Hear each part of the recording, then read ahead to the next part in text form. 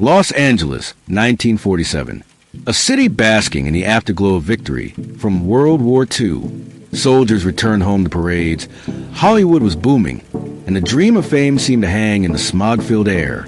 But beneath the glittering promise of stardom, shadows stretched long across the streets of Los Angeles, shadows that concealed secrets, corruption, and murder. It was in this city of dreams and deception that a young woman named Elizabeth Short would become one of America's most haunting mysteries, the story that would shock the nation, terrify a community, and remain unsolved to this very day. Elizabeth Short was born on July 29, 1924, in Boston, Massachusetts. She grew up during the Great Depression, a time of hardship that shaped an entire generation. After her father abandoned the family, Elizabeth's childhood was marred by instability.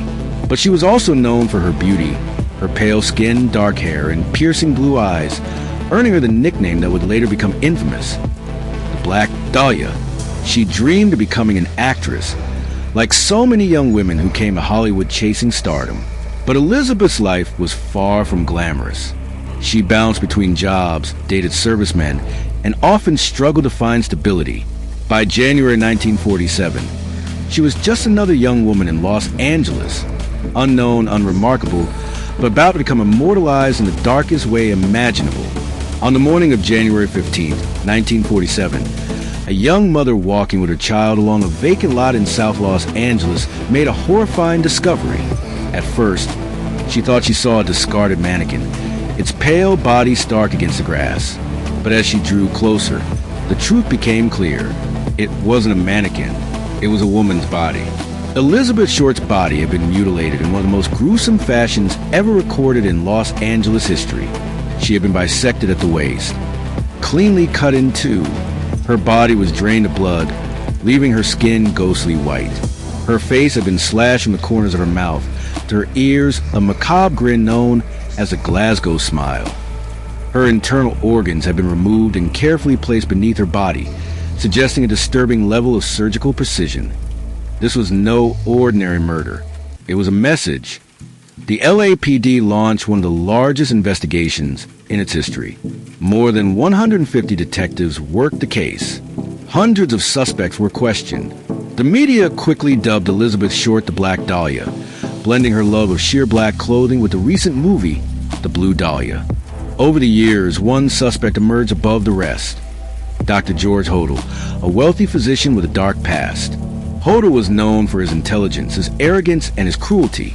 He had been accused of molesting his own daughter and was acquitted in court. Police even bugged his home, capturing chilling recordings where he seemed to reference the Dahlia murder. In one tape, he said, "Suppose and I did kill the Black Dahlia. They can't prove it now." Yet, despite the circumstantial evidence, Hodel was never charged. The case remained tangled in dead ends, conflicting testimonies, and a media circus that often overshadowed the facts. The press fed on the gruesome details. Headlines screamed of a ghastly murder. Reporters painted Elizabeth as everything from an aspiring starlet to a promiscuous drifter, often victim-blaming and sensationalizing her death for profit. The public became obsessed, turning the Black Dahlia into both a cautionary tale and a grim spectacle. Forensic science in 1947 was primitive compared to today. There were no DNA tests, no advanced profiling. Detectives relied on fingerprints, witness accounts, and intuition. Some believed the killer had medical training, given precision of the cuts. Others thought it was the work of a sadistic drifter. To this day, no conclusive evidence has ever tied anyone to the crime.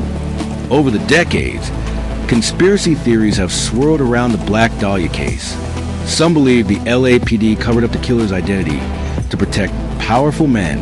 Others pointed George Hodel's alleged ties to corruption, illegal abortions, and even connections to surrealist artist Man Ray, whose disturbing art eerily mirrored the mutilation of Elizabeth's body.